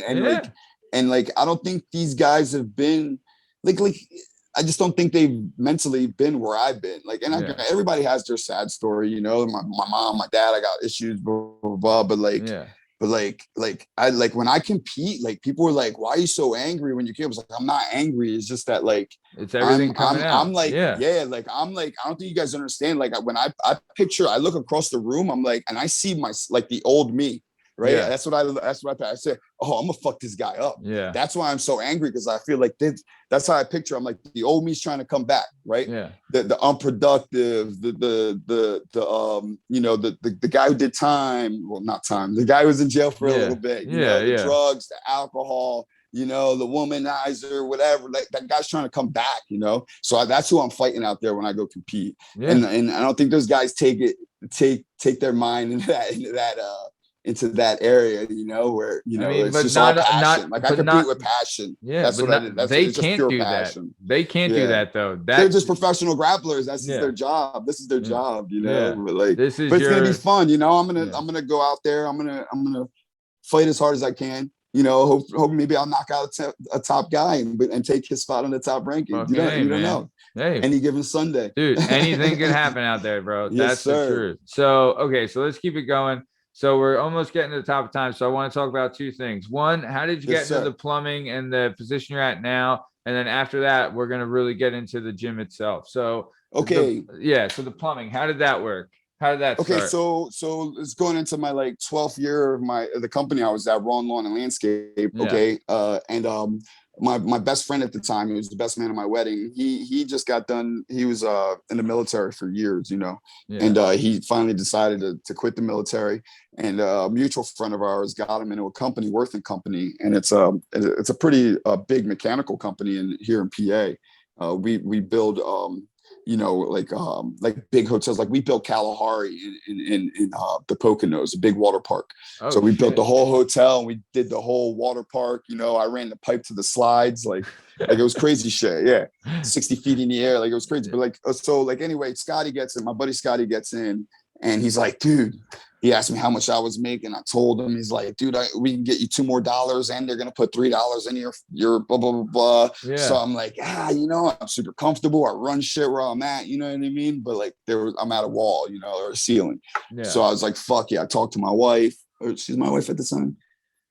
No, she was not my wife at the time. She was my fiance at the time. Yeah. So this had all happened. We got a house. We got married. I got my black belt, and I got a new job, and I got married all in the same year in 2016. So 2016, I got my black belt, married my wife, got a house. You got a new job. And got a new job, a career. You're a busy motherfucker in 2016. Did you have a kid that year too, or what?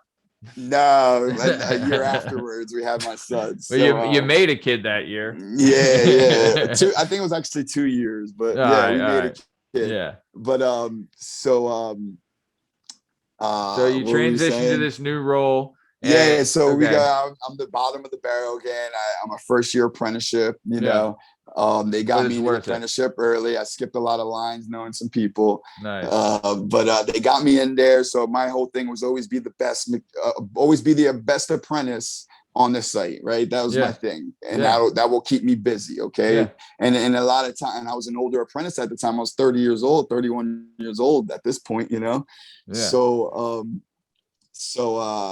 I was always the best apprentice on the site. So and you knew you could outwork all of them. Yeah, they couldn't work. Yeah, they were like, man, why you work so hard? I was like, dude, I'm just working regular right now. This is easy work. I landscaped for years. It was way harder. Yeah. But so we're building buildings and shit. I eventually graduated from the apprenticeship 4 years after I started. Worked a couple more years. So when you graduate from your apprenticeship, you become a plumbing mechanic, right? And this is ground up plumbing. This isn't this is construction, like commercial plumbing. This isn't like Roto-Rooter. You know what I mean? Like I can't service your shit, but I can build shit, right? Yeah. You can fucking put the skeleton on the house. Yeah. Yes. So I worked as a mechanic for a couple more years, you know, and then finally I was just like, you know, and this just happened last February. And this happened like a couple months before that. Last February, I decided, I was like, man, I can't be working out here in this field. This fucking weather sucks. I'm freezing. Yeah. You know, I'm sick of it. Yeah. Getting older. So eventually I actually wanted to be a project manager at first, but like my buddy works in the office now, and he's like kind of in charge of like manpower and where people move to and shit like that. Yeah. And like he's known me since I was a kid, and he's high up in our company. So I was like, what's out there for me then? If you don't think I should be a project manager, which is basically the head honcho of any job site, right? Yeah. And he's like, that's going to take too much time in your life again. You're going to be working 60, 70 hours again. Be an estimator is the easiest job in our company. And I said, fuck. He's like, yeah, it's like the weatherman. You're going to fuck up. You're going to still have your job. So I said, all right, I guess I'm an estimator now. Fuck yeah. It took me a couple months to actually get the position, but they eventually brought me in, and I've been there since last February. And I actually I'm thriving. Like this Thursday, vendors are taking me out to the Eagles game. Like it's crazy. Like I was like this landscaper. Now I'm a big time business guy. Dude, like even nuts, before that, like look, like crazy, you're a kid that had made a mistake in high school. You know that you regret to this day. Yeah. You made a bunch of mistakes that, you know, got you tied up in some bullshit. You were dealt kind of a bum hand with like your parental supervision at times, but you fucking know your worth. You know what you can do. You stuck to your guns. I always worked with these hands, and they've always created a path for me. And dude, but hard work and like school, you don't need school. Like I do wish like 100%, like if I had to do it again, because like you don't have to make your life so hard. Like you just got to listen in high school, like in like school, like you just got to listen, like just graduate high school at the minimum, you know, like, and that'll probably change your life, you know. But like I do 100% regret like all the bad and all the negative energy that I brought through those adolescent years, because like it didn't have to be this hard. Like I didn't have to work this hard. Am I amazed? Yeah, like fuck yeah, like I get goosebumps sometimes thinking of where I am now, you know. And like it wouldn't like I had a daughter when I was like right before I started MMA with a girl. She's a good girl. It didn't work out with us. Like we're good people now. Like, but But like, so like that was like the start too, like becoming a father, you know, my daughter can't do no wrong in my eyes. Right. Yeah. Like, and like that changed my life, having my daughter. And then on top of jujitsu and then my sons, like later on, that my wife and I, you know, we have our 2 beautiful sons now. And, you know, like I wouldn't change this life for a walk, but like, man, like, and you have to think too, like, what if I did make a different decision and listen, I'd probably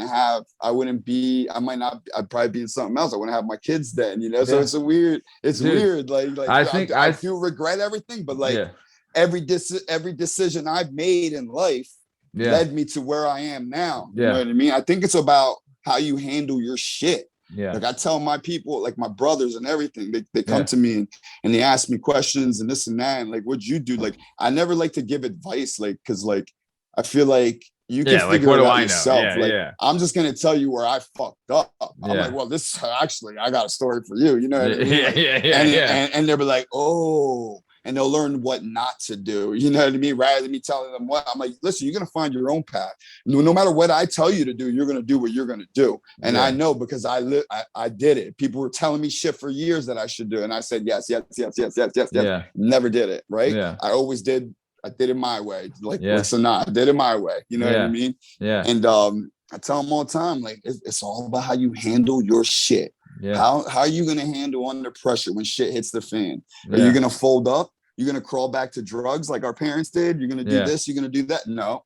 You know what? We're going to climb. There's only one way up for us. Yeah. Okay. You put your fucking head down, bite your teeth down on that mouthpiece and just go. Do the fucking work. Yeah. Yeah. Fuck it's hard, man. It's hard, but like, it's what you make of it, man. It's how you handle your shit. Yeah.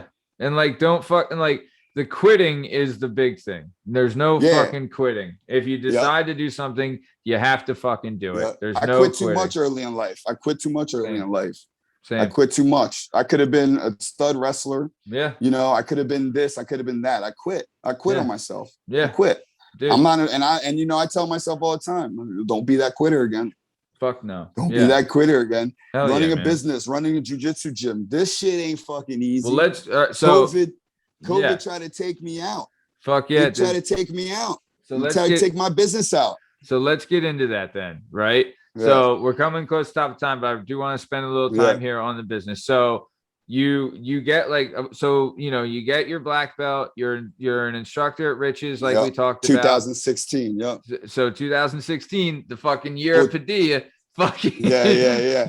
So you started. So it was 2014. I apologize. 2014. I got my black belt. Got married. Got my 2016. You're right. I got my black belt. No, 2014. Fuck. All right. It's 2014. 2016. I opened PadillaBJJ. Okay. That's when I opened up. All right. So 2016, I opened PadillaBJJ. So initially you were like splitting a gym with a buddy and then you would get your own space. So I was renting space. Yeah. And it didn't work. I was literally rolling my mats up every night.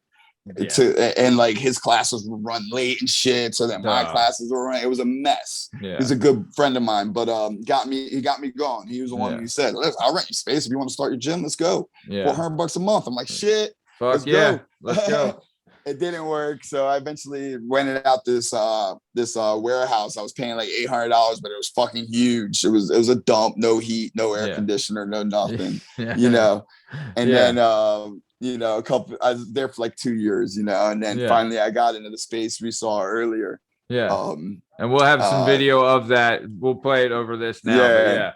Beautiful space. Beautiful facility, man. You really did so, you know, we came up. Yep. I got 2 bathrooms now. Shit. Air conditioner. Shit. It's crazy. Yeah, it's crazy. You do, I'll tell you, like, it is nice to have that stuff, but sometimes, like, when you want a fucking dog day, I made the most progress. Let's say this: my guys made the most progress in that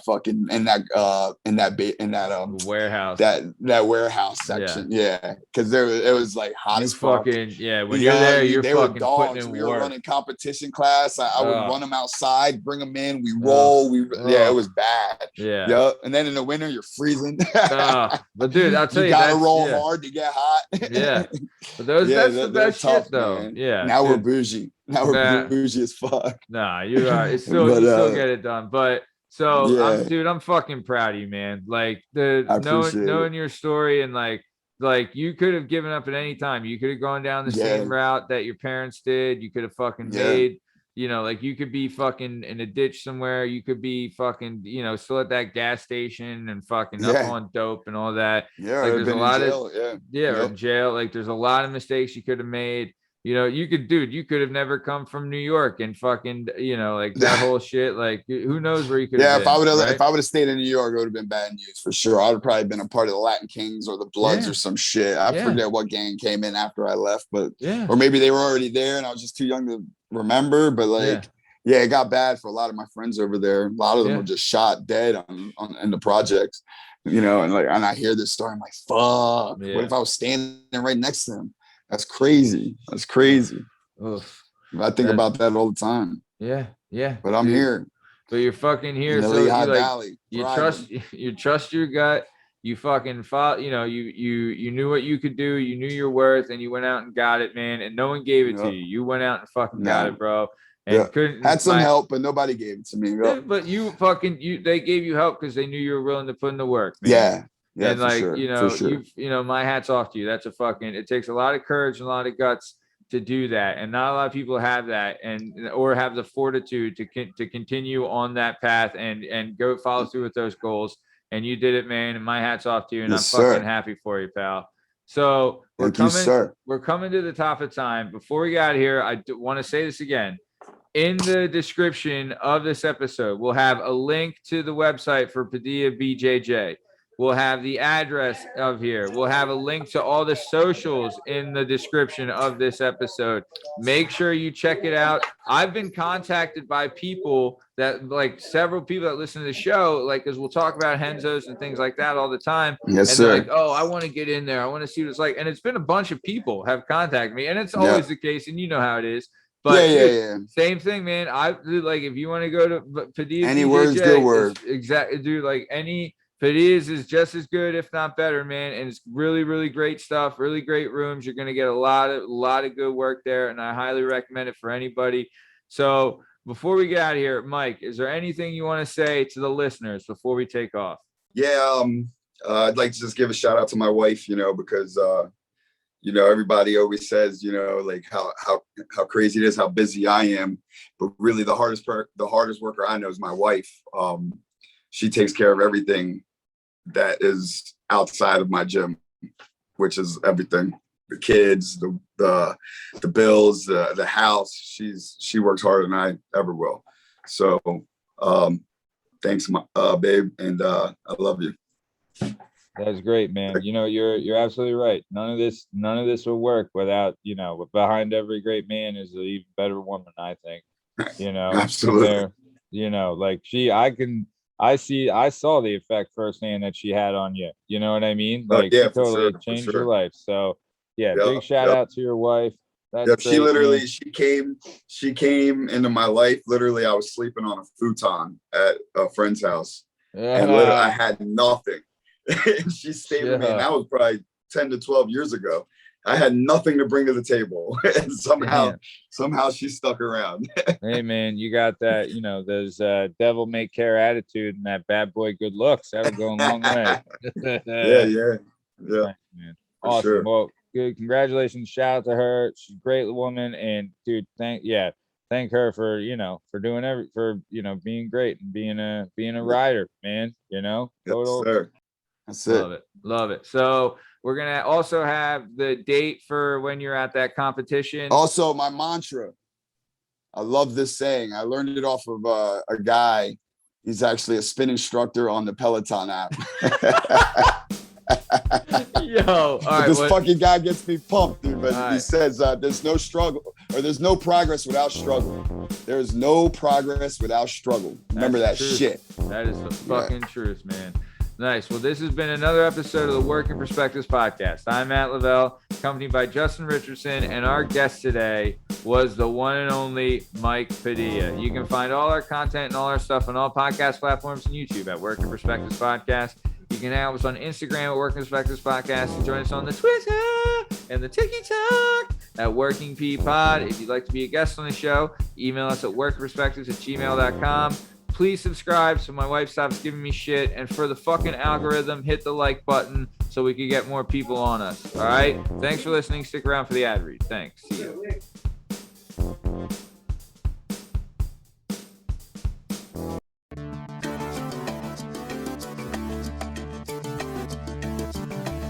Do you have a message or a story inside of you that you've been waiting to tell? Have you always dreamed of writing a book but are intimidated by the complexities of the book publishing world? Perhaps you want to use a book to launch your public speaking or consulting career. If so, please reach out to Scott and Bell Publishing, located right here in beautiful Philadelphia, Pennsylvania. Scott and Bell Publishing handle all genres and authors with all experience levels. Scott and Bell Publishing gives authors 100% creative freedom and a higher royalty split.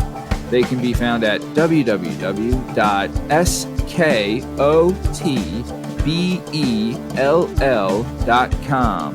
That's www.s as in Sam, K as in Kite, O as in October, T as in Tom, B as in Boy, E as in Edward, L as in Larry, L as in Larry.com. That's Scott and Bell Publishing, where the authors go.